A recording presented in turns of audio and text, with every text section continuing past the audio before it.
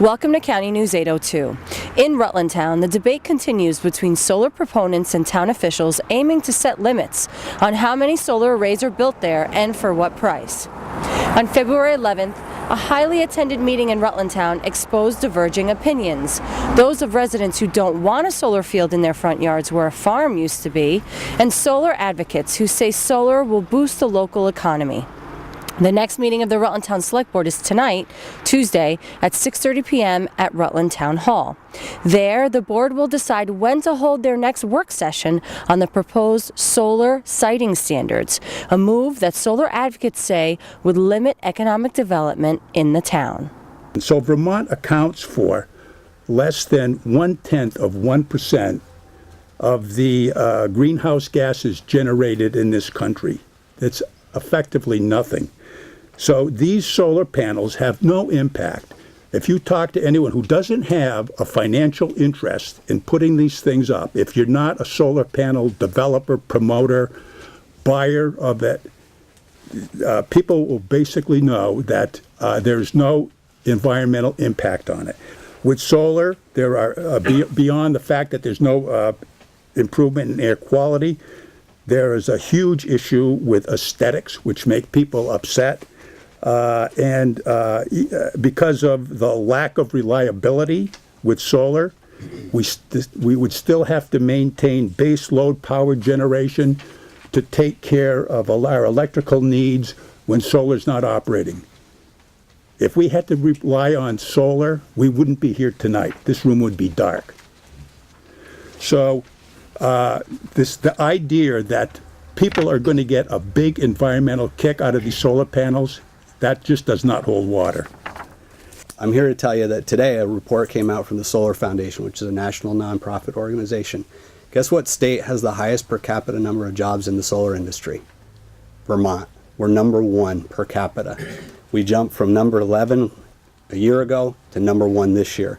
There are 1,300 Vermonters working in the solar industry this year, which is up 990 in the last year alone.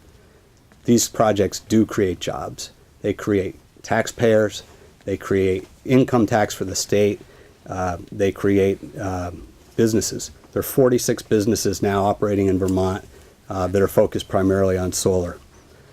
Rutland Town doesn't have land zoning, but does have spot land use designation, created in the 1970s and included in the town plan.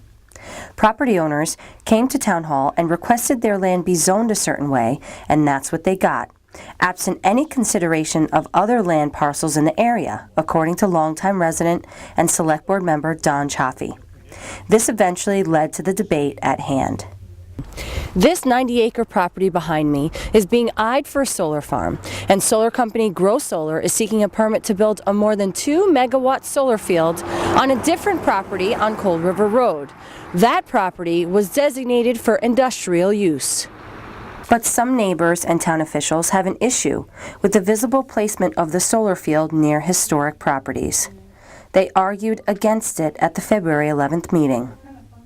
If we start putting this solar on all these sites, and then 10 years down the road, all of a sudden the economy turns around, and we've got all our land sewed up on these solar panels, what are you going to have left for development?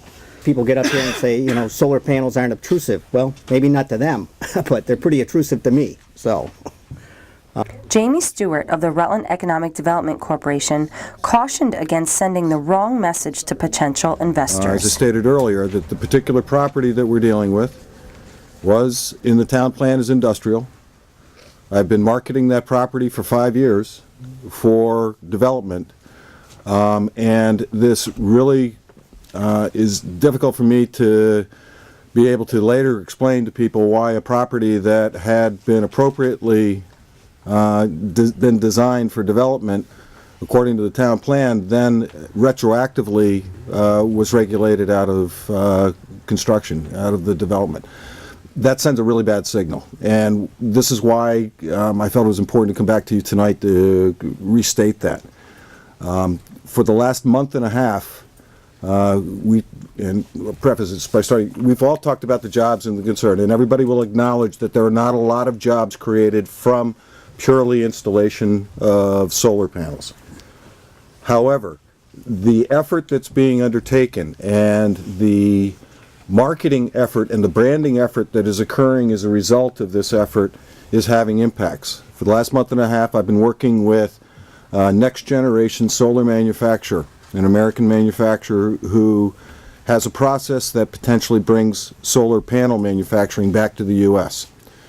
We are currently one of 4 states in the country that this company is viewing, and it's to locate something here in the Rutland region.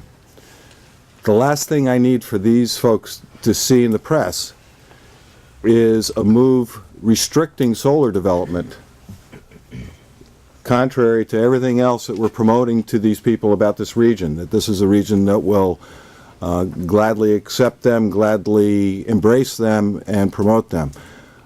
We are talking, in this case, 150 high-wage jobs at the start, with projections for 300 jobs within 3 years. Now, I can't tell you that this thing's going to happen. As I told you, we're one of 4 states. We're in competition. If you have watched any television in this state in the last month, you've heard ads from New York talking about 10 years of income tax free. We are competing heavily. North Carolina is one of the states in the mix. They have an incredible incentive package. Seattle, Washington. We're in tough company on this thing. And we're still able to make a case to these people, to the point that we are Thursday going to be presented to their board of directors as one of the potential options. We wouldn't be there, we wouldn't have that opportunity had it not been for the entire initiative on solar. This just is a part of it. So I want you to think very carefully about restricting development in one particular sector because of a concern particularly about the development of one particular parcel.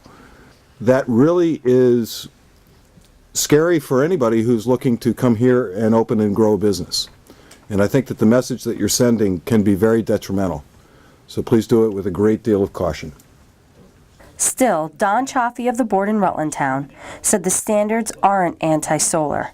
Chaffee said absent zoning, the town has to set standards and limitations on largely tax-exempt solar developments wanting to call Rutland Town home.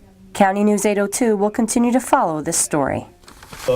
We're put in the predicament because of state policy of only being able to regulate solar through a document like this, because a zoning document could have no control. Tune in to County News 802 Monday through Thursday at 6:30 p.m. on your public access Comcast station, Channel 21. Online, catch County News 802 directly, live streaming Monday and Thursday at 6:30 p.m. Videos are also available on PegTV.com's on-demand feature.